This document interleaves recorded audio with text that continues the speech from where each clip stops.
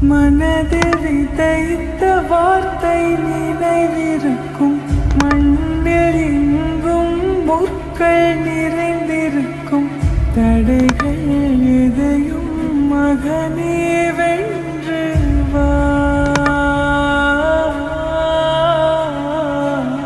தலையே நிமிர்ந்து பகையை கொன்று வா। পারফরম্যান্স থাক না থাক, জাতীয় দলে তারা অচয়েস।